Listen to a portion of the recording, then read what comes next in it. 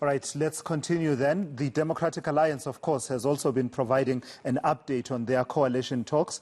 And parties, you'll remember, have until later on in the week to form municipal coalitions for those first council sittings for the election of key officials such as the Speaker and the Mayor.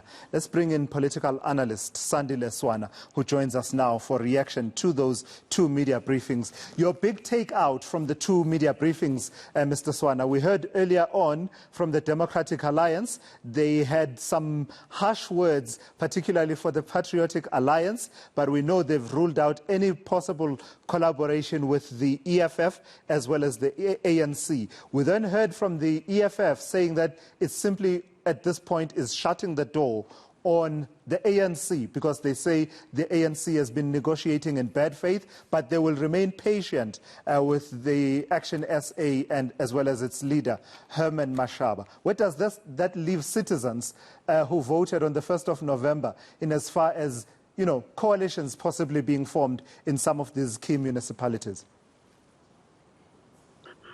Yes, thank you, Thulasizwe. The first thing we've got to acknowledge is that it appears that some progress has been made in the smaller municipalities in the outlying rural areas by both the EFF and the DA.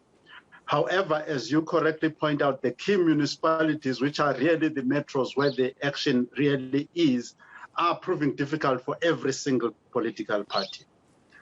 The truth of the matter, and this thing is not being discussed openly, the truth of the matter is that the results of 2016 were preceded by continuous poor performance in the metros by the ruling party of the time, the African National Congress. And that poor performance has not yet been resolved. Instead, between 2016 and 2021, corruption has escalated in many of these places. Lastly, the public, the voting public, wants, number one, a clear departure from corruption and incompetence in municipalities. And they don't necessarily believe one party will be able to do that. So they want a government that is made up like a salad, a combination of different views. So political parties have got to mature to that and accept that you've got to be patient and work out a proper coalition.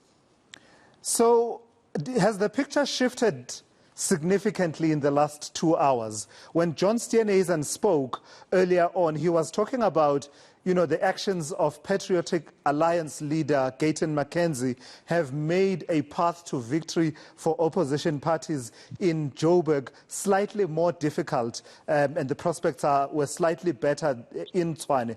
Does the EFF saying that it's shutting the door on collaboration with the ANC change the picture? Has it changed the picture somewhat, given what we've heard in the last 2 hours?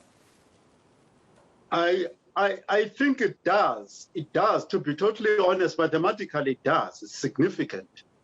But I think we must commend also the EFF for being relatively principled, in as much as most of us may not agree with what they stand for, but people have got to stand for something, and for that we've got to commend them. What this does, it may leave the ANC up the creek without a paddle, because that number of the ANC, of the EFF relative to the ANC, gave the ANC a betting chance, a very, very good betting chance. And Gayton McKenzie might find himself learning some bitter lessons, because it appears, certainly the report given by Steenhuisen, in terms of just gunning for big positions, mayorship, speakerships, without any clear political and service delivery program. That is Gayton McKenzie. And many other parties, I think, including Action SA and the DA, are probably more technocratic in nature. So he might have to eat humble pie somewhere down the road with a PA.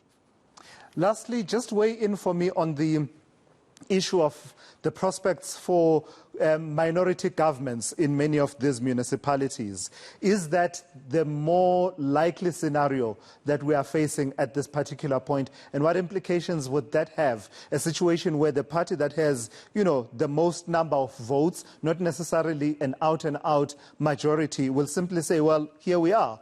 It's a dead heat in as far as the outcomes are concerned. We will do our best and form a government and survive day to day, issue to issue.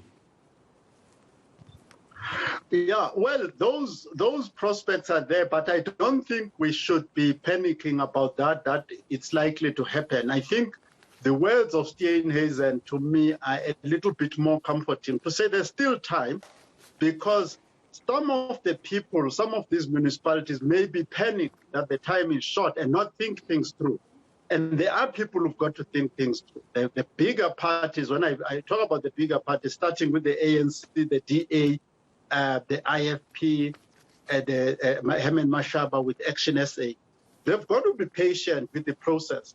And I got worried when I heard Steenhuisen saying, yeah, next time people will know to vote for the DA and give them an outright majority. Those days are probably over. You are talking about minority governments, you are talking about majority governments, etc. All sorts of permutations are going to be happening. That is the way this thing is going to go in the future.